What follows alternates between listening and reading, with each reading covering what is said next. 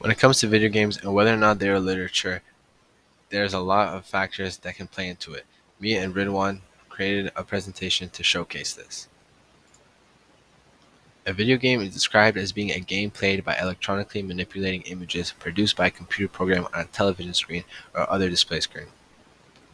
To make that shorter, while everyone knows and has a video game today, it's not that every day where we focus on how it plays into literature. Taking a look at the evolution of video games and how it became $100 billion industry is essential when we look to the future and answer the question whether or not they count as literature. The early games, such as the Odyssey created by Ralph Baer, was not ultimately successful. However, the newer consoles such as the Atari and Nintendo 64 were able to revolutionize gaming through games like Pong and Donkey Kong. While these games may not have included many stories, they paved the way for the future games that make video games a part of literature today. As the 20th century came to a close and the 21st century began, video games became more complex and engrossed in fantasy worlds. With the creation of consoles like the PlayStation and Xbox that could do more, the world video games offered its players grew. Today, video games encompass a collection of the multitude of human imagination and creativity.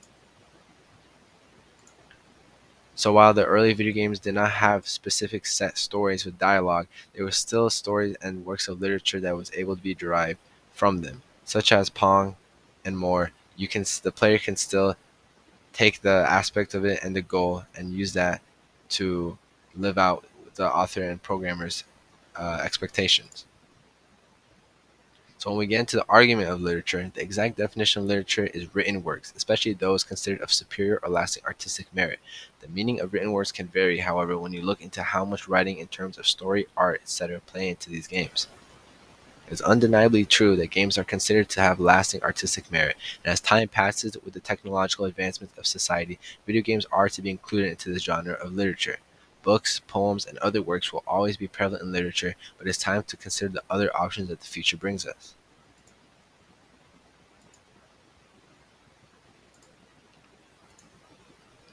Now, when we dive into literature and how video games are correspondent to that, video games have parallels to literature because of the stories they tell with dialogue and even without it. Newer games draw a lot of their time into creating a story where you control your own narrative. They create a movie like scene where a story unfolds, whether it's traditionally or in a different form. As said earlier, the games of the past lack stories such as Pong for the Atari and Super Mario Bros. For the NES. However, even these games portray interaction and how they draw from the creators' motives. It's easy to take a game like Pong, for example, and understand the story is to best your opponent in a competitive atmosphere, just like the author intended to do so. Now, although video games and literature can be argued to not be literature because they do not hold readers to be slaves of the author's work, that does not mean the author does not have complete freedom. Present games have stunning graphics resembling movies, great characters, and voice lines that paints the picture the author tries to convey, and the reader is the one to live through it. These games introduce a new way to tackle literature as a game is not just a team of programmers. Now it is a team of storytellers and artists alike creating their own take in literature. So now let's take a look at certain games that resemble literature. There are many examples of video games representing literature, and the interesting thing about them is a multitude of different unique ways they can show this.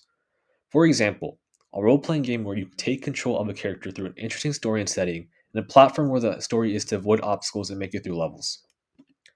Take Final Fantasy VII, for example. Final Fantasy VII was released in 1997 to showcase an early take on literature.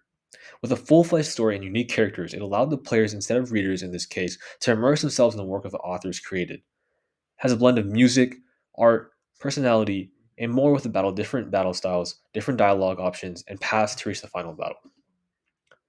You can also look at League of Legends. Created in 2009, League of Legends is a multiplayer online battle arena video game with millions of players. However, League has become more than a simple game recently.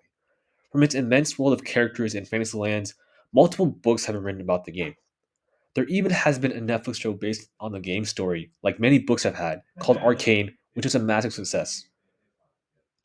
League's branching off into books and other literature like movies and shows just shows the way that video games are in fact literature and the way that they're able to encompass the world of creativity of the author's mind and put them into something as like absurdly different from a video game as a Netflix show.